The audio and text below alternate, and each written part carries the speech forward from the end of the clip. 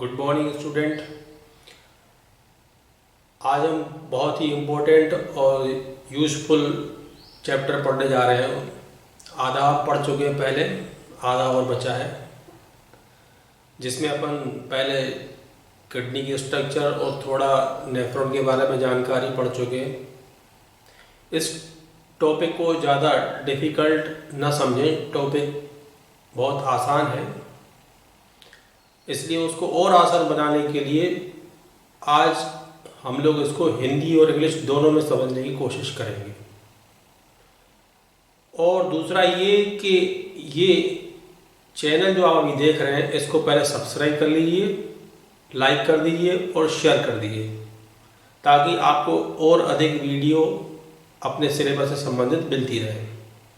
इसमें कोशिश ये की गई है कि ये जो टॉपिक है केवल 10th क्लास तक के सिलेबस के आधार पर बनाया गया है।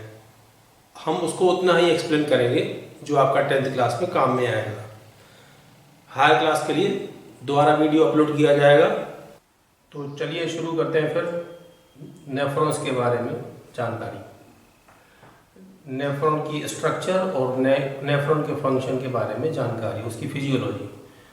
Nephron are the filtering unit of kidney और एक्सक्रीटरी सिस्टम। फिल्टरिंग यूनिट का मतलब छन्नियाँ। हमारी दोनों किडनियों में करीब 1-1 मिलियन नेफ्रॉन्स होते हैं। ये फिल्टरिंग यूनिट होती है, छन्नियाँ होती हैं। ये ब्लड को प्योरीफाई करती हैं, उससे इम्प्योरिटीज या फिर टॉक्सिक सब्सटेंस को अलग करती हैं, फिल्टरिंग यूनिट। तो इन फिल्टरिंग यूनिट की अपन को स्ट्रक्चर देखना है और दूसरा इसकी फिजियोलॉजी। फिजियोलॉजी मतलब फंक्शनिंग के बारे में। नेफ्रॉन की स्टडी नेफ्रोलॉजी में की जाती है और इनके जो स्पेशलिस्ट होते हैं उनको बोलते हैं नेफ्रोलॉजिस्ट। तो नेफ्रॉन की जो स्ट्रक्चर है, अपन उस नेफ्रॉन के स्ट्रक्चर को बोमेन कैप्सूल विथ ग्लोमेरुलस, और फिर ये जो आप ट्यूब देख रहे हैं एक जो नीचे की तरफ जा रही है, दिस इज डिसेंडिंग लिम्ब, और ये जो इस यू टाइप की, यू शेप की जो ट्यूब है ये लूप ऑफ हेनले। तीसरा ये एसेंडिंग लिम्ब जो ऊपर की तरफ जा रहा है। दो इससे इसके कॉन्वुलेटेड है, एक इस तरफ एक इस तरफ। कॉन्वुलेटेड मतलब ये काफ़ी कॉइल टाइप की स्ट्रक्चर है, यहाँ पर और यहाँ पर। तो इस वाले जो ग्लोमेरुलस से लगा हुआ जो हिस्सा है उसको बोलते हैं पीसीटी, कॉन्वुलेटेड पार्ट। पीसीटी का मतलब होता है प्रॉक्सिमल कॉन्वुलेटेड ट्यूब्यूल। प्रॉक्सी का मतलब पास वाला हिस्सा। दूसरा डीसीटी जो आखिरी वाला हिस्सा है उसको बोलते हैं डिस्टल कॉन्वुलेटेड ट्यूब्यूल। और फिर ये कलेक्टिंग डक्ट। तो अपन शुरू करते हैं यहाँ से, बोमेन कैप्सूल से। Bowman capsule is a cup like structure, cup जैसे आकार की एक स्ट्रक्चर है। ये यहाँ पे सिंगल लेयर एपिथेलियल सेल की बनी होती है। सिंगल लेयर एपिथेलियल इसलिए बनी होती है क्योंकि इसको ब्लड को फिल्टर करना होता है, तो सिंगल लेयर उसके लिए डिजाइन्ड है। दूसरा, इसके अंदर एक रेड कलर का आप ये जो कॉन्वुलेशन देख रहे हैं इसको बोलते हैं ग्लोमेरुलस। ये एक्चुअली कैपिलरीज का एक गुच्छा है। It is a bunch of, और you can say convolution of capillaries to increase the blood pressure and it helps to filter the blood. ये भी सिंगल लेयर एपिथेलियल टिश्यू की बनी होती है जो ग्लोमेरुलस की कैपिलरीज होती हैं। तो यहाँ पे भी सिंगल लेयर है, यहाँ पे भी सिंगल लेयर है। तो सिंगल लेयर से प्लाज्मा की जो टॉक्सिक सब्सटेंसेस होते हैं वो ब्लड से अलग होकर इसमें बोमेन कैप्सूल में आ जाते हैं। दूसरा, इसमें एक ये जो इस तरफ से एक आपको ये आर्टरी दिख रही है, एक इधर से आपको एक ट्यूब दिख रही है, 2 ट्यूब से यहाँ पे। ये एक रीनल आर्टरी का हिस्सा है। ये this is the part of renal artery. Renal artery which supply blood to the kidney and that renal artery divided and subdivided to form arterioles. तो जो इस ग्लोमेरुलस के अंदर जो आर्टरीज एंटर करती है उसको बोलते हैं अफरेंट आर्टरियोल। अफरेंट आर्टरियोल, इसके अंदर इम्प्योरिटीज या टॉक्सिक सब्सटेंसेस होते हैं जिनको कि साफ होना होता है ब्लड से, जिनको ब्लड से साफ करना होता है, ब्लड से अलग करना होता है। तो जैसे ही ये इसके अंदर एंटर करती है फिर यहाँ पे कॉन्वोल्यूशंस बनता है। इसका जो डायमीटर है अफरेंट आर्टरियोल का, इसका डायमीटर इसके डायमीटर से, जो आप ये दूसरा हिस्सा इसका देख रहे हैं, इसके डायमीटर से कम होता है। इसका कारण ये है, इसका डायमीटर ज्यादा होना, इसका डायमीटर कम होना, इसका कारण ये है, इसका फायदा ये है कि ब्लड प्रेशर इंक्रीज हो जाता है। जब ब्लड इसके अंदर जाएगा तो ब्लड प्रेशर इंक्रीज हो जाएगा। ब्लड प्रेशर इंक्रीज होने से जो इसके प्लाज्मा में, ब्लड प्लाज्मा में जो टॉक्सिक सब्सटेंसेस होंगे वो इसमें फिल्टर होके या ट्रांसफ्यूज या फिर डिफ्यूज होके इस ग्लोमेरुलस कैप्सूल में आ जाएंगे। ग्लोमेरुलस ये बोमेन कैप्सूल में आ जाएंगे। बोमेन कैप्सूल में वो सारी चीजें आ जाएंगी जो इसके लिए परमिएबल है। अब परमिएबल में इसमें ग्लूकोज भी आ जाएगा, अमीनो एसिड भी आ जाएंगे, कुछ इसमें सॉल्ट भी आ जाएंगे, और इसमें कुछ यूरिया और विटामिन भी आ जाएंगे, कुछ इनऑर्गेनिक सॉल्ट भी आ जाएंगे। लेकिन इसमें ब्लड सेल्स नहीं आ पाएंगी क्योंकि ये ब्लड सेल के लिए ये इम्परमिएबल है।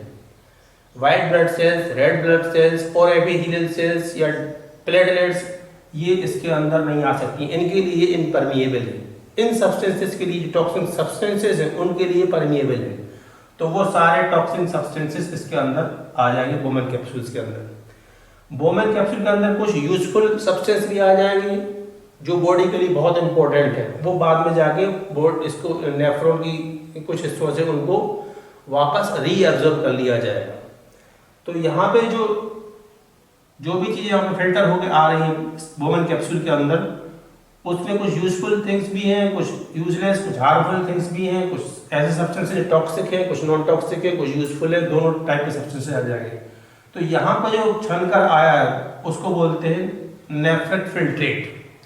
जो ब्लड प्लाज्मा से फिल्टर होके सब्सटेंस इसके अंदर आ जाएंगे उसको बोलते हैं नेफ्रिक फिल्ट्रेट। क्या बोलेंगे? Nephric filtrate. अब नेफ्रिक फिल्ट्रेट आगे बढ़ेगा यहाँ से। नेफ्रिक फिल्ट्रेट इस पीसीटी वाले पार्ट में आएगा।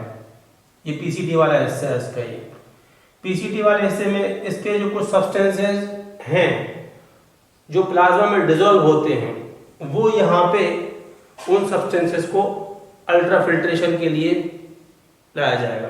नेक्स्ट इसकी जो अल्ट्रा फिल्ट्रेशन के बाद जो इसकी नेक्स्ट प्रोसेस है वो है सिलेक्टिव रीअब्जॉर्प्शन।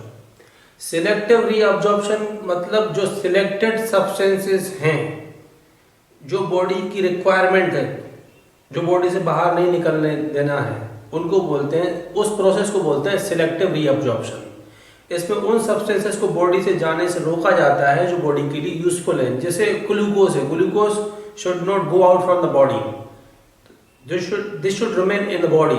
उसके लिए रीअब्जॉर्प्शन की प्रोसेस है। रीअब्जॉर्प्शन की प्रोसेस मेनली पीसीटी और लूप ऑफ हेनले वाले पार्ट में होती है। इसमें वो सब्सटेंसेस रीअब्जॉर्ब हो जाते हैं सेलेक्टिव रीअब्जॉर्प्शन की प्रोसेस से जो बॉडी के अंदर रहना चाहिए, जो बॉडी से बाहर नहीं जाने देना चाहिए। ग्लूकोज है, कुछ एमिनो एसिड है, कुछ सॉल्ट है, ये वाले सब्सटेंसेस वो यहाँ पे रीअब्जॉर्ब हो जाते हैं। नेक्स्ट इसका जो पार्ट है वो loop of Henley. Loop of Henley इसके अंदर जो प्रोसेस होती है उसको बोलते हैं एक्टिव एब्जॉर्प्शन।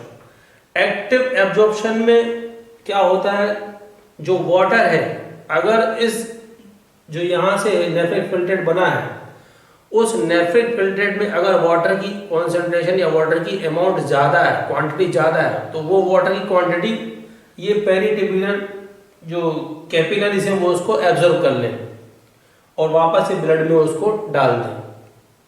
तो उस समय जो यूरिन होगी वो अपने अंदर नॉर्मल वाटर लिए हुए होगी, उसमें वाटर लॉस कम होगा। ऐसा कब होगा? जब इस पेरिटिब्यूलर कैपिलरी के अंदर वाटर की मात्रा कम होगी। The quantity of water in peritubular capillary और in the blood is less than if water is present in the nephric filtrate, that water is reabsorbed, उस वाटर को भी रीअब्सॉर्ब कर लिया जाएगा हेनले लूप या लूप ऑफ हेनले वाले part में। तो इस वाले हिस्से में जो लूप ऑफ हेनले है, इसके अंदर वाटर का रीअब्जॉर्प्शन होगा। इस प्रोसेस को बोलते हैं ऑस्मोरेगुलेशन। ऑस्मोरेगुलेशन में अगर पेरिटिब्यूलर कैपिलरी के अंदर वाटर ज्यादा है तो ये वाटर लूप ऑफ हेनले के अंदर आ जाएगा, और अगर लूप ऑफ हेनले में वाटर ज्यादा है तो फिर ये पेरिटिब्यूलर कैपिलरी में आ जाएगा। इससे जो ब्लड के अंदर वाटर की जो बैलेंस है, वाटर का जो बैलेंस है वो बना रहता है। अगर ब्लड के अंदर पानी ज्यादा है तो वो कैपिलरी के थ्रू इस लूप ऑफ हेनले में आ जाएगा, और जो यूरिन होगी, जो यूरिन का फॉर्मेशन होगा वो डाइल्यूट होगा। डाइल्यूट मतलब उसे वाटर का कंटेंट ज्यादा होगा। ऐसे सारे न्यूफ्रॉन यही प्रोसेस करेंगे। उसके बाद सारे नेफ्रॉन ये कलेक्टिंग डक्ट से जुड़े होते हैं।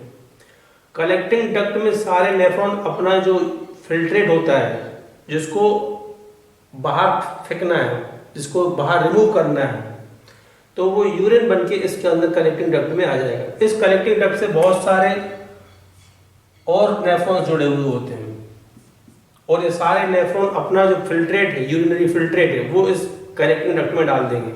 कलेक्टिंग डक्ट में डालने के बाद ये कलेक्टिंग डक्ट पेल्विस रीजन में जाकर खुल जाएगा और वहां से यूरेटर के थ्रू ब्लैडर में आ जाएगा।